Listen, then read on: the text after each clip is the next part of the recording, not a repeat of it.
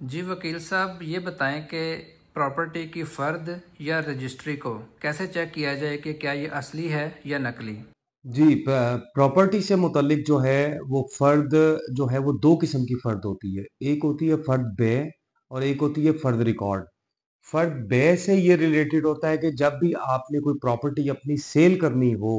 तो आप उसको उस प्रॉपर्टी से मुतल्लिक फ़र्द बेह निकलवाते हैं,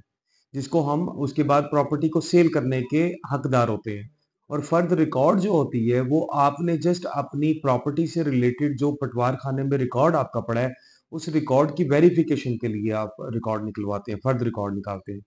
इसमें ये होता है कि जब किसी प्रॉपर्टी ओनर ने अपनी प्रॉपर्टी सेल करनी हो और सेल करने के लिए उनकी एक मुआहिदा बेह, एक टर्म्स एंड कंडीशन डिसाइड हो जाए, तो वो फ़ौरन जाके पटवार खाने से फर्द बेह निकलवाते हैं और उसके ऊपर फर्द के ऊपर स्पेसिफिकली लिखा होता है कि ये फर्द बेह है। और जब किसी प्रॉपर्टी से मुतल्लिक जस्ट ये चीज़ वाज़िया करनी हो कि ये प्रॉपर्टी के असल मालिक कौन है, किसकी मलकियत है और पटवार खाने में किसका रिकॉर्ड बोल रहा है, तो उसको हम कहते हैं फर्द रिकॉर्ड। कि जब प्रॉपर्टी को आप किसी को दिखाने के लिए, वेरीफाई करवाने के लिए, जी ये मेरी हमारी फर्द बेह है, इससे जाके आप पटवार खाने में वेरीफाई कर सकते हैं कि ये प्रॉपर्टी आया कि हमारे नाम है, इस प्रॉपर्टी के ऊपर कोई स्टे या कोई एप्लीकेशन या किसी वजह से ये प्रॉपर्टी ब्लॉक तो नहीं है, तो वो आपको फर्द रिकॉर्ड से पता चल जाती हैं चीज़ें। सेकंड आपका क्वेश्चन है कि रजिस्ट्री से मुतल्लिक, कि रजिस्ट्री की किस तरह से वेरिफिकेशन करवाई जाती है। देखिए, जब कोई भी प्रॉपर्टी है, उस प्रॉपर्टी के तमाम लवाजमात, तमाम टैक्स, उसके गेन टैक्स, उसके कॉरपोरेशन टैक्स, उसके सीवीटी टैक्स, तमाम टैक्सेस जब जमा हो जाते हैं,